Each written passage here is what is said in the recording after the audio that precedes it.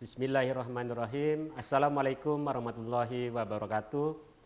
Salam sehat dan semangat selalu di dalam perkuliahan komunikasi kebencanaan. Saya Dwi Narko, nomor induk Desa Nasional 0312 6604. Fakultas Ilmu Komunikasi Universitas Bayangkara, Jakarta Raya. Teman-teman mahasiswa semuanya, pertemuan kali ini membahas komunikasi kebencanaan. Saya akan jelaskan bagaimana konstruksi sosial komunikasi kebencanaan di dalam proses penanggulangan bencana. Di dalam dasar hukum Undang-Undang Dasar 1945 Pasal 4 Ayat 1, kemudian dilanjutkan Undang-Undang Nomor 24 Tahun 2007 tentang penanggulangan bencana, dan yang terbaru adalah Peraturan Presiden Nomor 87 Tahun 2020 tentang Rencana Induk Penanggulangan Bencana. Peraturan Presiden Nomor 87 Tahun 2020 tentang Rencana Induk Penanggulangan Bencana tahun 2020 sampai dengan tahun 2044 ini diumumkan dalam lembaran Negara Republik Indonesia tahun 2020 nomor 204. Tentunya Perpres ini, Perpres 87 tahun 2020 tentang RIP, memiliki dasar pemikiran tentang kondisi negara kita yang berada dalam pertemuan lempeng-lempeng benua besar, yaitu lempeng Eurasia, Indo-Australia, Pasifik, dan Filipina.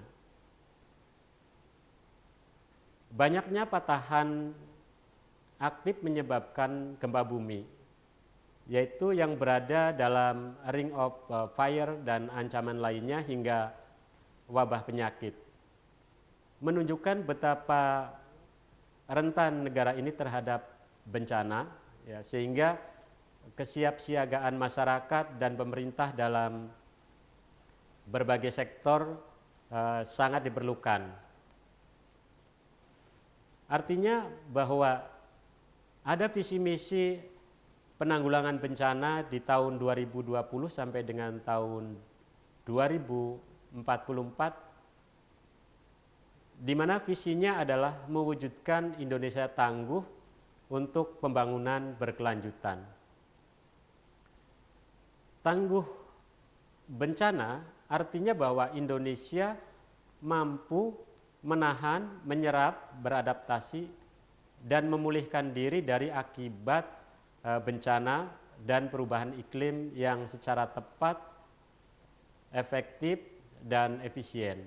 Nah, di dalam konstruksi komunikasi kebencanaan, artinya kalau di pertemuan pertama tadi merujuk dengan teori konstruksi sosial Berger dan Luqman mengenai dialektika komunikasi, yaitu adanya eksternalisasi, internalisasi, dan objektivitas. Artinya bahwa visi misi negara Republik Indonesia jelas bahwa kita ingin semua aman di dalam proses penanggulangan bencana, mengantisipasi bencana. Sudah jelas di peraturan presiden ini dari tahun 2020 sampai dengan tahun 2044. Artinya komunikasi yang dibuat oleh pemerintah di dalam proses penanggulangan bencana sudah melalui tahapan dan proses perencanaan yang sangat detail berdasarkan hasil-hasil penelitian yang terdahulu, kemudian kejadian-kejadian baik alam, sosial maupun non alam itu sudah diperhitungkan dengan masak. Harapannya dengan peraturan presiden ini mampu mengatasi kebencanaan yang muncul atau yang menjadi prediksi di tahun-tahun berikutnya. Nah, dengan perencanaan ini artinya mitigasi kebencanaan akan bisa cepat diatasi. Artinya kalau nanti di tahun-tahun berikutnya 2022 sampai dengan 2024, bangsa Indonesia sudah mampu mengantisipasi dan adanya kesiapan pelatihan-pelatihan terhadap kejadian atau bencana. Nah, dengan perencanaan yang diharapkan bisa mengatasi perubahan iklim yang begitu cepat, sehingga juga penanganannya bisa dilakukan secara efisien apabila perencanaan itu sudah dilakukan. Jadi tercapainya visi dibutuhkan demi mewujudkan dan mempertahankan tingkat kinerja pembangunan. Ya, tingkat kinerja pembangunan yang tinggi, yang berkelanjutan dan pertumbuhan ekonomi. Katakanlah dengan contoh kasus yang sekarang misalnya pandemi COVID-19 yang sampai hari ini kita masih dalam posisi PPKM, setiap daerah mempunyai level yang berbeda-beda, sehingga kondisi kalau kita kaitkan dengan teori komunikasi memang betul bahwa teori model komunikasi itu kita terapkan di dalam situasi dan kondisi tertentu, itu kita bisa jalankan. Tadi saya misalnya mengambil definisinya David ya, dari contoh komunikasi kebencanaan yang saya ambil, misalnya David dan kawan-kawan mengambil Shannon Weber sebagai model komunikasi kebencanaan. Adanya kalau kita implementasikan, kalau saya integrasikan dengan peraturan Presiden 87 ini tahun 2020, artinya bisa paling tidak nanti kita bisa memetakan noise-noise yang muncul yang menurut model Shannon Weber itu bisa diantisipasi. Jadi noise-noise di tahun-tahun 2021 harapannya nanti bisa dikurangi. Kalau misalnya pencegahan ataupun pengurangan daripada akibat itu hanya bisa diminimalisir, artinya supaya korban jiwa atau harta benda paling tidak bisa berkurang. Nah, disinilah komunikasi kebencanaan menjadi bagian perencanaan pembangunan jangka pendek, menengah, dan panjang yang tidak bisa ditinggalkan. Karena melihat tadi bahwa adanya lempengan-lempengan di Indonesia yang sudah patah, nah artinya ada antisipasi untuk melakukan mitigasi kebencanaan, yaitu dengan merencanakan koordinasi sampai dengan tingkat ke daerah. Nah, tujuan penanggulangan bencana adalah untuk meningkatkan ketangguhan pemerintah daerah dan masyarakat dalam menghadapi bencana serta mengurangi risiko bencana dalam jangka panjang. Nah, di sini artinya harapannya dengan PP ini kita semua bisa memahami, ya, bisa melakukan komunikasi kepada masyarakat semuanya, terutama kaitannya dengan penggunaan media, ya, media baik itu media sosial, media massa, media elektronik, media online, kita semua melakukan integrasi supaya informasi yang sudah dirancang sedemikian rupa, tadi kita mengambil pemahaman komunikasi dari John Fiske, misalnya komunikasi itu adalah mengandung makna persamaan makna, harapannya apa yang menjadi visi dan misi pemerintahan juga menjadi visi misi masyarakat secara keseluruhan. Nah, disinilah dibutuhkan pemahaman yang maksimal sehingga tujuan daripada visi misi itu bisa tercapai. Tetapi tidak semudah itu di dalam praktek, ya, di dalam praktek komunikasi kebencanaan, ya, banyak rintangan dan halangan yang dalam konteks noise adalah tadi munculnya isu-isu yang tidak sesuai dengan harapan, itu bagian daripada noise yang bisa kita counter. Contoh misalnya informasi mengenai vaksin, pemberitaan media yang mencoba memunculkan noise yang kalau kata tren bahasa sekarang itu hoax itu muncul. Nah, disitulah hoax itu bagian daripada noise. Tapi kita di dalam demokrasi yang sangat terbuka tidak bisa menghindari itu. Ya, di dalam proses komunikasi kebencanaan kita tidak bisa menghindari istilahnya berita yang tidak benar atau hoax itu. Nah, kalau kita kaitkan model Shannon-Weber, di situ istilahnya noise. Jadi tidak bisa kita menghindar dari itu, sehingga paling tidak konteks di dalam melakukan penyebaran atau sosialisasi terhadap program-program yang pemerintah berikan kepada masyarakat, harapannya peran sinergis antara media sosial, media massa lainnya itu menjadi bagian integral yang tidak bisa dipisahkan dalam konsep penanggulangan maupun pencegahan bencana. Nah, disinilah komunikasi kebencanaan yang saling terintegrasi. Komunikasi kebencanaan merupakan bagian proses dua arah, ya, dua arah yang saling mendukung di dalam konteks baik itu proses pencegahannya, proses penanggulangannya. Nah, di dalam proses pencegahan biasanya pemerintah, tadi kaitannya dengan peraturan itu, pemerintah daerah di setiap daerah itu ada pelatihan-pelatihan yang diberikan oleh Badan Penanggulangan Daerah. BPBD biasanya melakukan pelatihan terhadap daerah-daerah yang rawan gempa. Termasuk di dalam komunikasi yang menjadi bagian daripada visi misi ini adalah mempunyai strategi, kemudian mempunyai peta jalan, ya, sehingga nanti visi misinya bisa tercapai. Nah, peta jalan itu untuk apa? Artinya peta jalan yang diharapkan pada saat sekarang, katakanlah Indonesia menghadapi COVID ini pada level 3, 2, 1. Nah, kondisi peta jalan menurut peraturan Presiden tahun 87 ini, kita lihat apakah di peta jalan itu nanti akan habis di tahun 2022, artinya selesai di dalam penanganan COVID-19.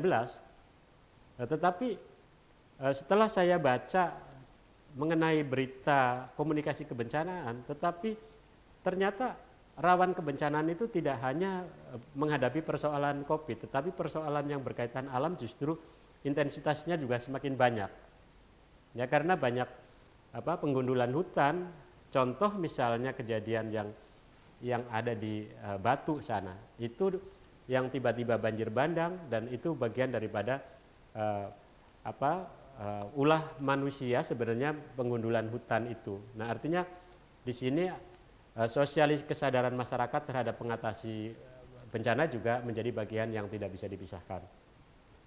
Jadi integrasi komunikasi kebencanaan tidak bisa dimanipulatif oleh kelompok-kelompok komunikasi yang media sosial, kemudian misalnya menggunakan radio, kemudian yang BPBD saja. Nah, disinilah ada integrasi masyarakat, pemerintah dan media itu sama-sama melakukan sosialisasi pemberitaan mengenai mitigasi kebencanaan.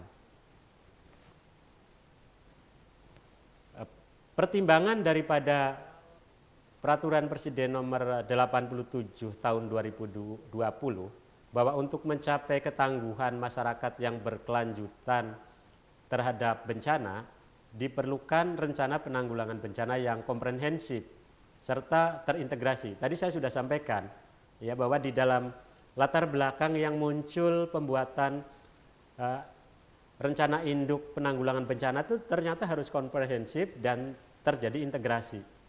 Ya, tadi saya sudah singgung, harus terintegrasi, tidak bisa antara masyarakat, pemerintah dan media itu terpetak-petak. Artinya disinilah fungsi integrasi komunikasi kebencanaan. Yang kedua, bahwa penyelenggaraan penanggulangan bencana jangka panjang perlu dituangkan dalam bentuk rencana induk. Nah, jadi di dalam rencana induk ini sudah dijelaskan sebagai rencana jangka panjang. Kemudian yang ketiga, bahwa berdasarkan pertimbangan sebagaimana yang dimaksud dalam huruf A dan huruf B, bahwa perlu menetapkan peraturan Presiden mengenai rencana induk. Nah, inilah latar belakang kenapa bahwa komunikasi kebencanaan sudah masuk ke dalam rencana induk penanggulangan bencana. Ya, jadi ada perencanaan jangka pendek, jangka menengah, dan jangka panjang. Jadi peta jalan, tadi saya sudah singgung peta jalan. Di situ kebijakannya mengenai penguatan peraturan, ya, yang perundang-undangannya penanggulangan bencana yang efektif dan efisien. Kemudian strateginya, di situ ada strategi meningkatkan kualitas perangkat, ya, peraturan perundang-undang dan implementasi dalam penanggulangan bencana. Kemudian meningkatkan kualitas norma, ya, standar prosedur dan kriteria penanggulangan bencana. Yang berikutnya adalah meningkatkan koordinasi dan kerjasama antar kementerian, lembaga, pemerintah daerah. Nah, di sini sebenarnya arti kata dari integrasi tadi, integrasi ya dari pemerintah daerah, provinsi dan pusat, kemudian ke masyarakat, komunikasi dengan media. Nah, itu bagian daripada integrasi yang harus dilakukan. Jadi kenapa integrasi diperlukan? Karena supaya cepat tanggap di dalam merespon informasi-informasi mengenai kebencanaan. Nah, fokus capaian di dalam tahun 2020-2024 adalah terwujudnya peraturan perundang-undangan yang harmonis di bidang penanggulangan bencana. Kemudian terintegrasi riset inovasi dan teknologi kebencanaan. Jadi adanya riset yang mencoba menginovasi temuan-temuan di daerah-daerah yang sering terjadi bencana, harapannya paling tidak mengurangi. Jadi inovasi itu harapannya inovasi mengurangi dari korban yang bisa ditimbulkan, tetapi juga ada inovasi teknologi yang diberikan. Misalnya di tahun 2019 pemerintah sudah memasang alat-alat deteksi gempa di kecamatan, terutama yang dekat dengan daerah rawan bencana. Itu sudah dilakukan. Nah, di tahun 2020 sampai dengan 2024 ini lebih ditegaskan lagi bahwa harus ada inovasi supaya komunikasi kebencanaan bisa meminimalisir dari dampak yang ditimbulkan. Nah, di sana ada pelatihan yang muncul untuk masyarakat dan memberikan kesadaran kepada masyarakat bahwa ketika ada sebuah gempa harus segera memberikan informasi sesuai dengan kapasitasnya setiap masyarakat ataupun di pemerintahan setempat di situ. Nah, tersedianya sistem peringatan dini, ya, di tahun 2019 tadi saya sudah singgung ada pemasangan alat-alat di wilayah yang terdekat bencana. Gunanya adalah untuk sebagian daripada peringatan dini, misalnya ada gempa, terutama yang daerah rawan tsunami. Ada pemasangan alat sirene yang biasanya ditempatkan memperingatkan bahwa akan ada tsunami. Kemarin beberapa bulan yang lalu sempat juga ada masyarakat mempertanyakan gelombang air pasang tapi sirenenya tidak bunyi. Kemudian sirenenya bunyi tetapi tidak ada tanda-tanda.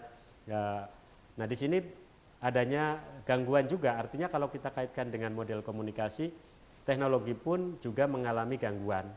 Ya, ketika misalnya alatnya tidak berfungsi sehingga tadi bisa menimbulkan kepanikan masyarakat ketika ada alarmnya bunyi tetapi tidak ada tanda apa-apa, kemudian ketika sudah ada bahaya tapi alarmnya tidak bunyi. Nah, ini juga merupakan bagian daripada gangguan noise teknologi yang dimiliki yang misalnya bagian daripada sistem peringatan dini.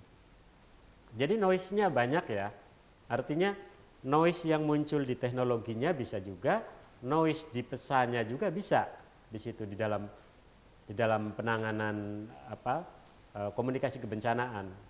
Jadi noise teknologinya bisa masuk ketika teknologinya ada gangguan.